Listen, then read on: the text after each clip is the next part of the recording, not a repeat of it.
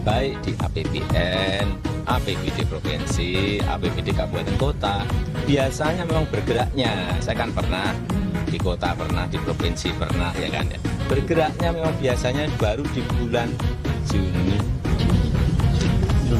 Juli, nanti mulai agak meroket itu September, Oktober, pas November bisa gini-gini.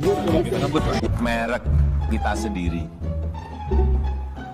yang sudah dirintis kurang lebih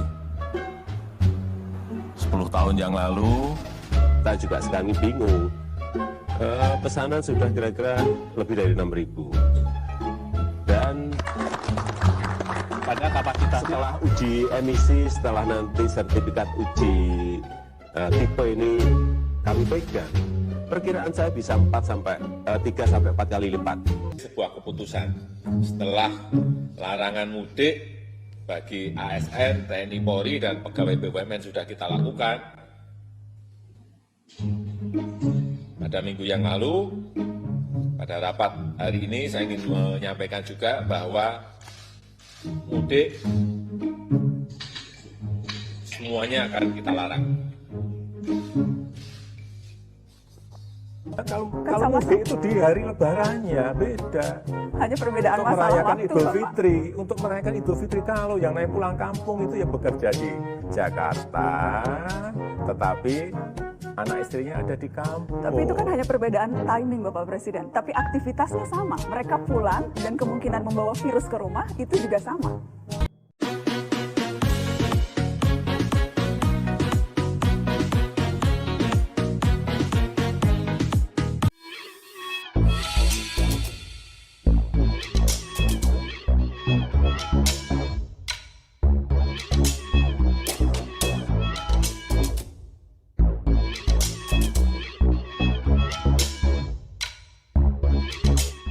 Tonton video ini sampai selesai agar Anda tidak gagal paham.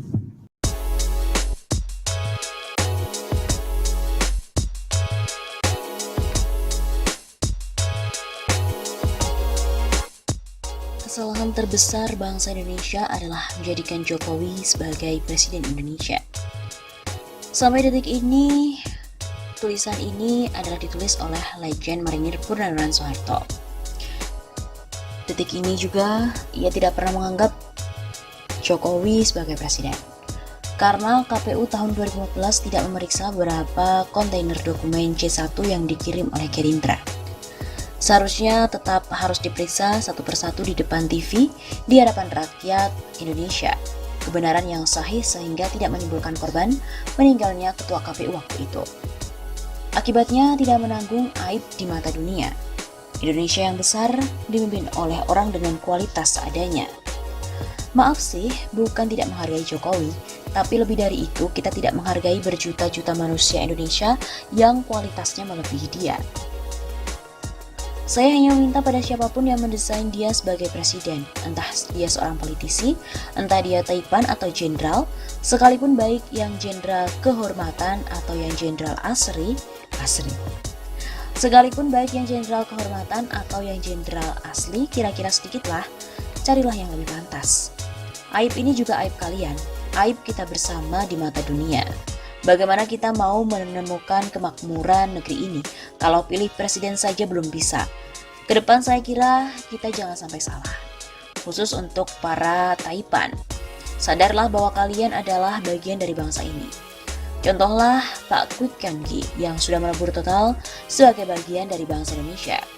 Buang jauh-jauh pikiran sebagai bagian dari Cungko. Itu kuno dan kuno sekali. Bela Indonesia yang telah membesarkan kalian, yang telah menjadikan kalian kaya raya. Jangan ikuti syahwat teritorial RRC. Sekarang kalian gelar karpet merah untuk mereka. Berikutnya dia menginjakkan kaki di karpet merah itu. Berikutnya lagi menginjak kepala kita termasuk kepala kalian. Buktinya mereka sudah menjadi ratusan ribu di negeri kita dan membawakan ideologi mereka komunisme di mana akan melumat kita semua dan termasuk kalian juga.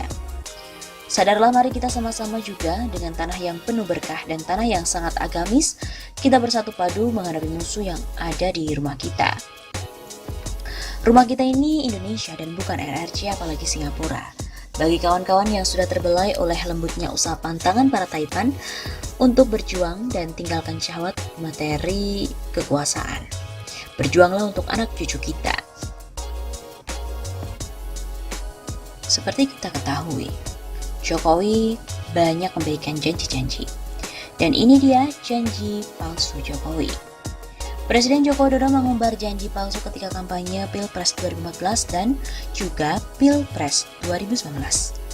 Demikian dikatakan oleh praktisi hukum dan dosen Fakultas Hukum Visipol Universitas Muhammadiyah Jakarta, Ahmad Yani dalam artikel berjudul Diretika Antara Janji Jokowi dan Keluhan Sri Mulyani. Kata Ahmad Yani, 2014 Jokowi berjanji bahwa pengangkatan Jaksa Agung tidak akan mengambil orang dari partai politik. Janji itu diingkari di muka pasca dilantik tahun 2014.